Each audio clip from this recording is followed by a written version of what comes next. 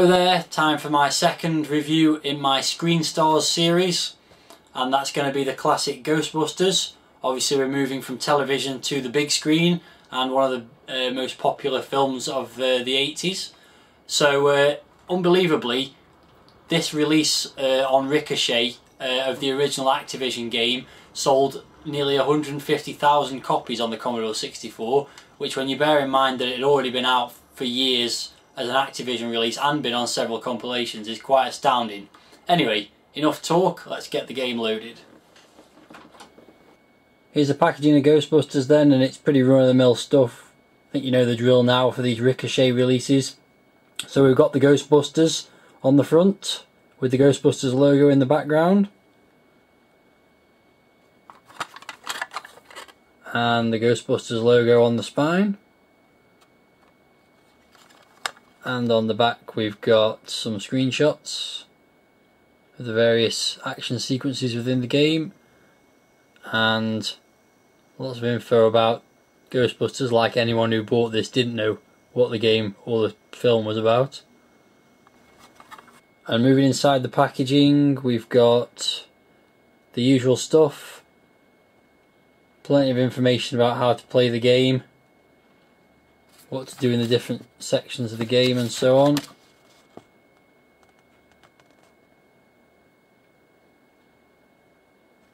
And that's it really. Everything else is just empty space apart from the peculiar Ricochet gun.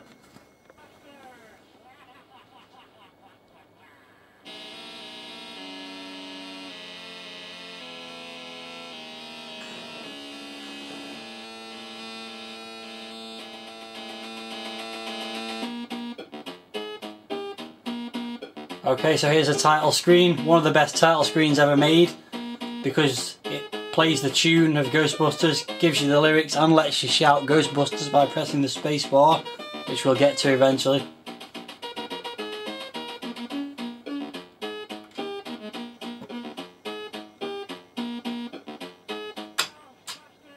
Hey, great stuff. Obviously the logo's there as well. This is a game by David Crane, one of the most famous members of the Activision team. So while I could sit and listen to this and mess around with it all day, I suppose I better get on with the game. So let's do that. Pressing F1 gives you an introduction.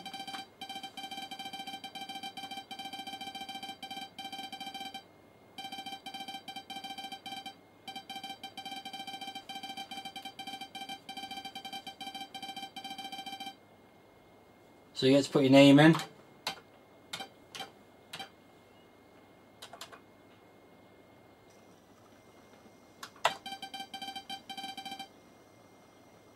Do I have an account? No. If you do have an account from a previous game, you start the game with more money basically.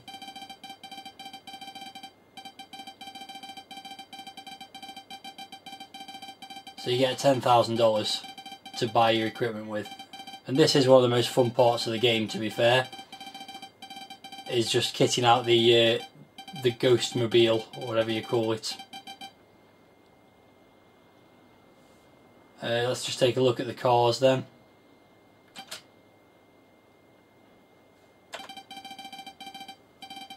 So you can have a Volkswagen Beetle, very nicely drawn to be fair. You can have a hearse, which is what I will end up buying because it's just the right sort of price. You can get a station wagon, which is a little bit too much money for you to then get the equipment to kit it out with. And if you've played the game and got an account with more money in, you can pick up this pink Monstrosity, which moves really fast but actually carries less cargo than most of the other cars. So I'm going to choose car number 2, and then the next part of the game is to kit the car out. So you use a little forklift truck, and the various things do various jobs. The peak energy detector detects where ghosts are going to appear soon. Image intensifier lets you see them better. Marshmallow sensor detects the Marshmallow Man, unsurprisingly. So we'll have one of them, and we'll have one of them. And we'll go to page 2. And ghost bait is essential for the later part of the game. traps are essential for all the way through the game, so you usually get a few of those. The ghost vacuum is also useful, so we'll grab one of them as well. On page 3 is something you can't afford, which is the portable laser confinement system. Again, you can only get that when you've played through the game and got an account, so I've got $1,300 left. So I should probably get the marshmallow sensor. And that then leaves me with not enough money to buy anything else, so keep the $500 and move on to the game. Okay, so you start on this city map, and as you can see there's a building flashing.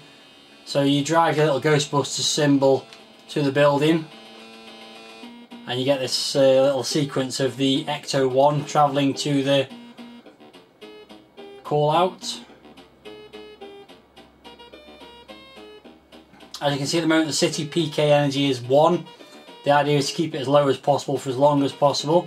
So when you arrive at a call, you get the ghost flying around, and you set your trap using the fire button.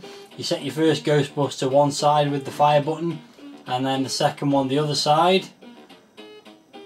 Get in the middle there we go. And then you try and guide the guy in the middle, activate the trap, catch the ghost. They give a little cry of Ghostbusters in case you couldn't hear that. And away you go to the next call out. Now in the meantime, you can see these ghosts approaching from the edges. If they get to Zool in the middle, they increase the PK energy as well, so you can stop them by running over them when you go up the road, which I'll show in a moment. That's got him stopped, and then we've now got a call out there, so that's handy. And when they're stopped on the road, if you've bought the ghost vacuum, like I did, then you can suck them up, and that stops them getting to the middle, obviously.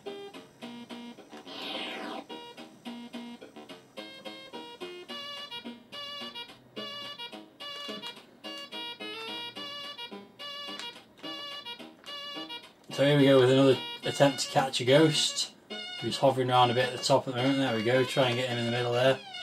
Got him.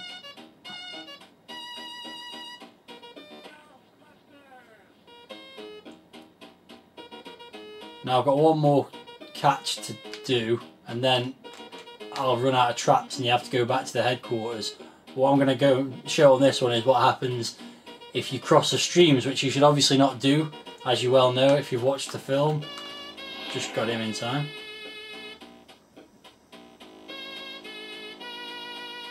So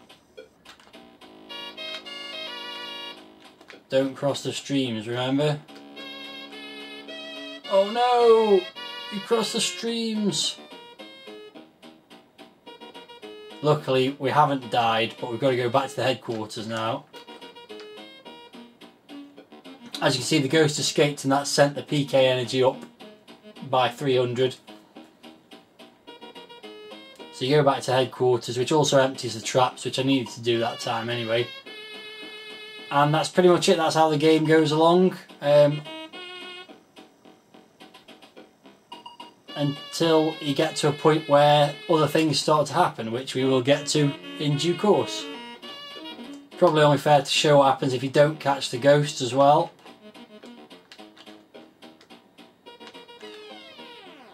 If you miss the ghost, he comes down and slimes one of you, which is not that major problem. I think you have 3 or 4 guys in your team, so you can lose one without having to go back to the base. The pink, by the way, the pink flashing is the ghost sensor that's saying where the next calls will occur, which takes a while sometimes.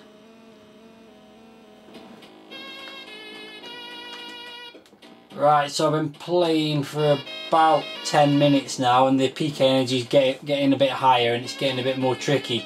So I thought I'd mention the graphics really, and the sound. Graphics are cool. I mean, what's to complain about? The depiction of the Ecto-1's cool. These little cityscape areas, the fronts of the buildings are nicely put together with the revolving doors on this one. The ghosts look nice. Be nice if there was a bit more variety in the ghosts, but what can you do? And the little Ghostbusters are cool. although they seem to be dwarfed by their traps. I'm in trouble here, by the way. Come on. Oh, so close.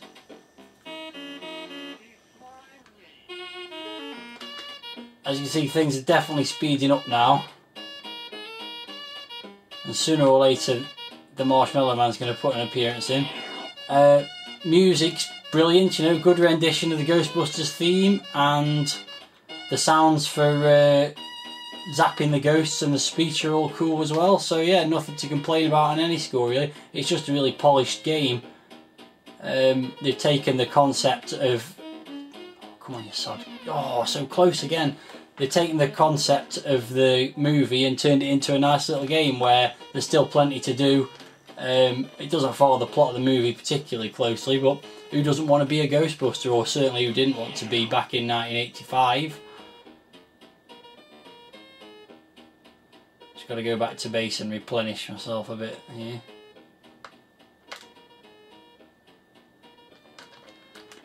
You could argue it does get a bit repetitive with having to keep going and catching the ghosts, but you know, there's only so much memory that the game can work with, I guess, so...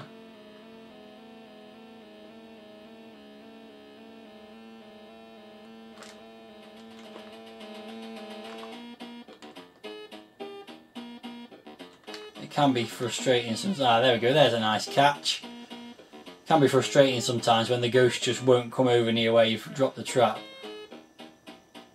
There's another one caught. You can see the speed's rapidly increasing now, to the point where you've got to try and trap these guys really quickly, otherwise they all flood into the middle. I'm not sure if I mentioned it, but the aim of the game is to be able to infiltrate the temple in the middle, the Zool temple, before the Keymaster and the Gatekeeper get there. They're depicted by, funnily enough, a key and a lock on the map screen. Oh, missed him, that's really annoying. He slimed me.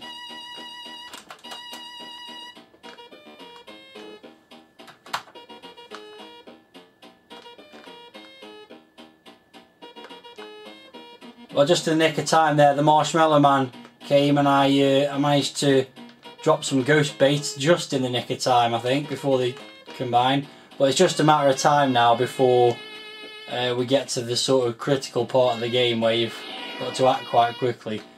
You find me frantically throwing myself at the keyboard to try and get the ghost bait.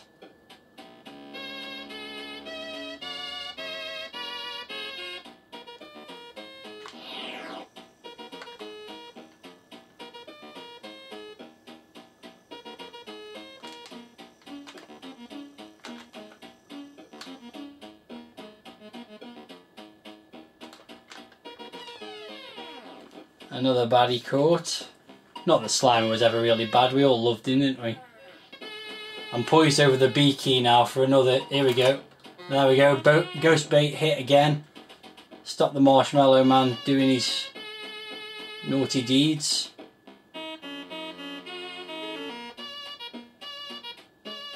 But again, it's not going to be long. I think I might be at the point where I can start trying to get to Zool now.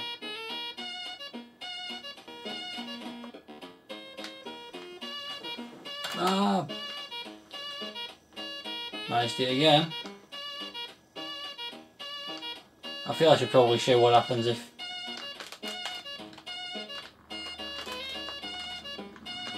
I'm not sure what's happening now.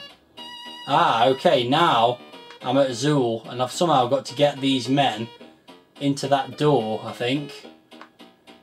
As I say, I've never done it before. I assume it's not in here I've got to go. No, it's definitely there. Because somehow I've got to run through the Marshmallow Man's legs, which seems incredibly difficult. As you can see. How on earth am I supposed to do this? Okay, you can see the point at which you can get through the door. Oh, he's jumped on me again. I'm in dead trouble here, that's it. And that's game over.